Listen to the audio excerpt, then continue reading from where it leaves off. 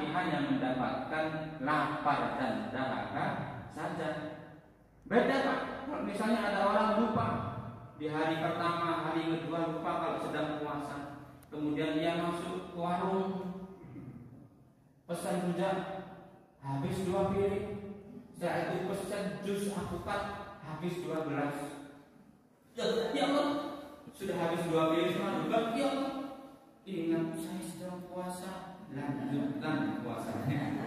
Mudah-mudahan ibu-ibu sering lupa. Tapi kalau katanya orang kalau dulu. Wah. Hadirin para jamaah, ibu-ibu rahimakumullah, dan sebagai penutup yang terakhir, apa ciri-ciri orang yang bertakwa itu? Dalam Al-Qur'an disebutkan yang pertama alladzina yunfiquna fis-sarra'i wad-dharra. Ciri orang yang bertakwa diantaranya adalah ia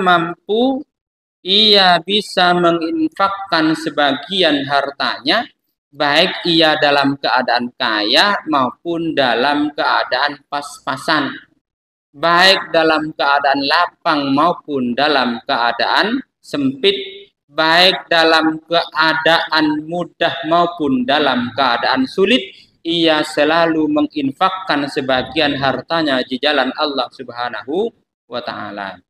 Apalagi sedekah ini memiliki fadilah sebagaimana saya sebutkan tadi, fadilahnya luar biasa, dan sedekah merupakan amalan yang paling dirindukan oleh orang-orang yang telah meninggal dunia. Jadi orang yang telah meninggal dunia itu dalam Al-Qur'an ditegaskan, Rabbi laula akharatani ila ajalin qarib fa as-saddaqah. Orang yang sudah meninggal dunia, andai ia diberi kesempatan lagi untuk beramal, amal yang ia pilih, ia ingin melakukan sedekah. Kemudian saya coba lihat Pak. Sekarang ini kan semuanya ada di sini. Mau melihat kitab apapun, hukum apapun, yang penting kita tahu caranya, tidak salah pilih, bisa. Ada orang yang tiba-tiba alim mendadak, ditanya apapun bisa, yang penting tidak jauh-jauh dari HP. Yang penting kuotanya sedang banyak, tapi kalau kuotanya habis, terus kemudian alimnya juga ikut habis. Kemudian saya coba lihat tafsir. Limada yahtarul mayyit as-sadaqah. Mengapa mayyit, orang yang sudah meninggal dunia, andai ia diberi kesempatan untuk melakukan amal lagi, yang ia pilih sedekah. Walimada lam yakul, mengapa mereka tidak berkata fa'usalliyah, saya ingin sholat, andai ia diberi kesempatan untuk hidup lagi. Fa'asumah, saya ingin puasa, tidak. Fa'hujjah, saya ingin haji, tidak. Tapi yang ia pilih fa'as-saddaqah, saya ingin sedekah. Ternyata alasan yang paling pokok, li'azimi ma ra'a min asariha ba'da mautih, karena besarnya bekas pengaruh sedekah ba'da mautih, setelah orang tersebut meninggal dunia. Jadi sedekah itu meskipun kita sudah meninggal dunia, sebagaimana saya sampaikan tadi di awal, tetap mengalirkan pahala. Maka kesempatan bagi kita untuk sering-sering bersedekah, meskipun itu kecil, meskipun itu tidak seberapa, tapi kita rutin. Kalau bapak-bapak misalnya setiap ke masjid, bawa saja setiap hari 2.000. Setiap hari 2.000 misalnya. Tapi bapak setiap hari istiqomah. Karena Kanjeng Nabi Muhammad SAW pernah mengatakan, ahabbul a'mal ilallah adwamuha wa in qallah. Sebaik-baik amal adalah ia yang dilakukan dengan istiqomah meskipun sedikit. Jadi setiap hari 2.000. Sekarang 2.000, besok 2.000. Terutama sekarang ini pas puasa, diusahakan setiap taraweh meskipun 2.000 masukkan.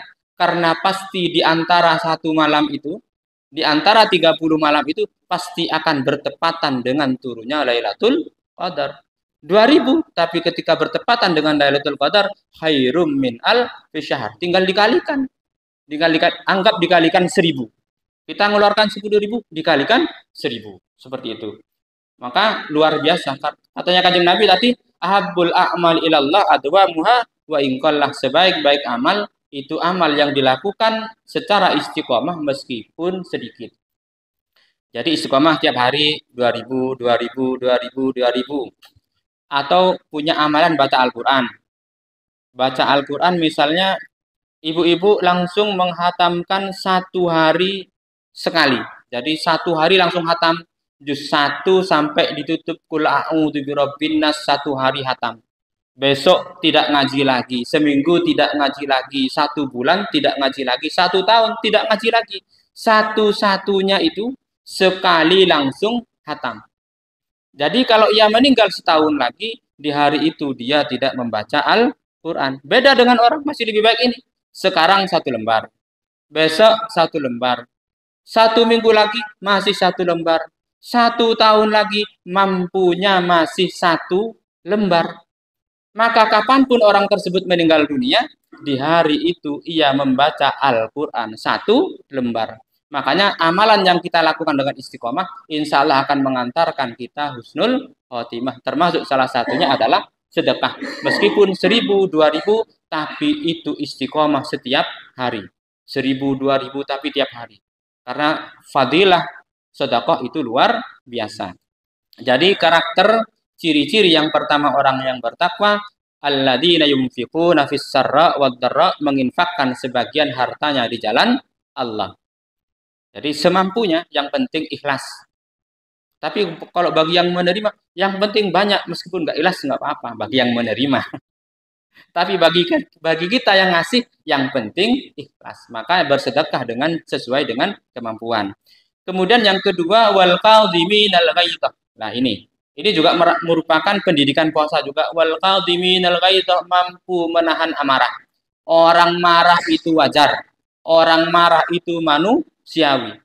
Tapi orang yang mampu menahan amarah itu akan sangat luar biasa. Jangan pernah membuat keputusan apapun di saat kita marah. Kalau kita marah sama anak-anak kita, mending kita diam. Kalau kita mengekspresikan seluruh kemarahan kita, yang akan timbul nanti pasti penyesalan. Misalnya ada atasan marah sama bawahan, langsung didor saja. Setelah didor, dia sudah pasti akan menyesal. Dan mungkin sudah banyak ini berita-berita yang seperti itu. Itu harus hati-hati. Jadi ketika marah, mending belajar ngempet dan tidak mengambil keputusan apapun, nunggu sampai kemarahan reda. Ya, ini dalam menjadi ciri-ciri orang yang bertakwa, wal qadhiminal ghaidha. Kemudian yang terakhir, wal afina 'anin nas, dan ia yang mampu memaafkan kesalahan orang lain. Tentu kita selaku manusia ini pasti memiliki kesalahan. Si A sama si B, tetangga sama tetangga, sudah pasti memiliki kesalahan. Maka sehebat-hebatnya orang, ia adalah orang yang mau memaafkan saudaranya yang pernah menyakitinya. Rasan-rasan itu berdosa. Rasan-rasan itu berdosa. Kalau kita tidak minta maaf, dosanya akan tetap kita bawa, dan bahkan kelak itu akan menjadikan kita orang yang bangkrut di saat kesalahan-kesalahan yang pernah kita buat belum termaafkan. Makanya selama masih hidup, kalau kita merasa memiliki kesalahan pada orang lain, segera minta maaf, jangan menunggu Idul Fitri. Karena kita belum tahu apakah kita sampai Idul Fitri atau bukan. Yang biasanya rasan-rasan segera minta maaf juga, aku ingin ani ngerasani awak. Sepurani yo, insya Allah kata ulangi mana. Insya Allah kalau sudah dimaafkan, aman sudah. Kita tidak akan tergolong ke dalam golongan orang-orang yang bangkrut. Karena kelak di akhirat, kalau kita masih kalau kita dosa kepada Allah, kita tobat, kita istighfar, insya Allah dosa-dosa kita diampuni oleh Allah Subhanahu wa Ta'ala. Tapi kalau kita dosa kepada sama manusia, kalau belum minta maaf, Allah tidak mau mengampuni kecuali orang yang bersangkutan mau memaafkan kita. Maka semasa kita masih hidup, kalau memiliki kesalahan, segera selesaikan hukukul adami. Kesalahan kita segera minta maaf agar kelak tidak dituntut. Jadi ketika kelak kita akan masuk surga, ternyata orang yang menuntut, ya Allah, itu dulu pernah memukul saya, ya Allah, belum minta maaf. Kemudian pahala kita diberikan pada orang tersebut. Ketika mau masuk surga lagi, ada yang tuntut lagi, ya Allah, orang tersebut dulu pernah ngerasani saya, ya Allah. Karena pernah ngerasani belum minta maaf, akhirnya pahala kita diberikan pada orang tersebut, sampai-sampai karena banyaknya orang yang menuntut, kemudian pahala kita habis. Ketika pahala kita sudah habis, ternyata masih ada orang lagi yang belum memaafkan kita. Pahala kita sudah habis, sudah diberikan pada orang-orang sebagai ganti rugi. Pahala kita sudah habis, mau masuk surga. Ada orang yang nuntut lagi, ya Allah, orang tersebut belum minta maaf kepada saya, Allah. Dulu dia pernah ngerasani saya. Pahala untuk ganti rugi sudah tidak ada.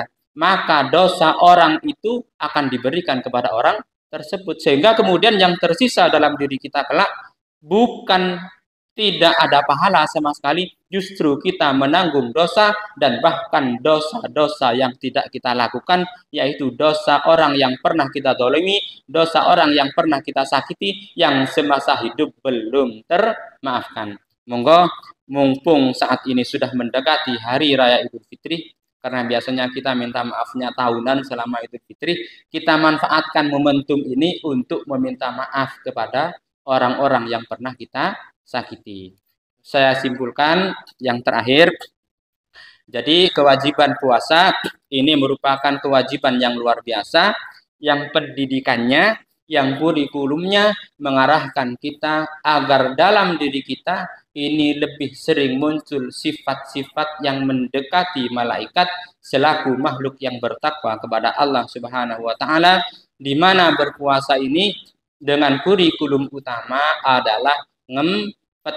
Karena manusia banyak keinginan, maka pendidikan ngempet ini merupakan pendidikan yang sangat luar biasa. Dan mudah-mudahan kita keluar dari Ramadan minal muttaqin, tergolong ke dalam golongan hamba-hamba Allah yang bertakwa, di mana ciri-ciri orang yang bertakwa yang pertama, dia mau menginfakkan sebagian hartanya baik dalam keadaan lapang maupun dalam keadaan sempit, baik dalam keadaan kaya maupun dalam keadaan pas-pasan. Yang kedua, wal qaziminal ghaidha, ia mampu menahan amarah.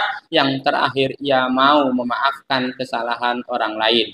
Mudah-mudahan kita oleh Allah Subhanahu wa taala di bulan Ramadan ini kita dijadikan hamba yang semakin dekat dengan Allah, juga semakin bisa memperbaiki hubungan kita dengan orang lain, dan mudah-mudahan kita oleh Allah Subhanahu wa taala dijadikan orang yang istiqamah, kelak meninggal dunia dalam keadaan husnul khatimah. Amin Allahumma amin.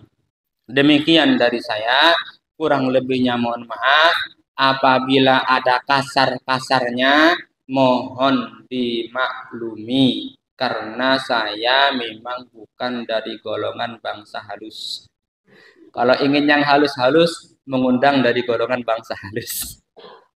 Wa akhiran wallahul muwaffiq ila aqwamit thoriq. Assalamualaikum warahmatullahi wabarakatuh.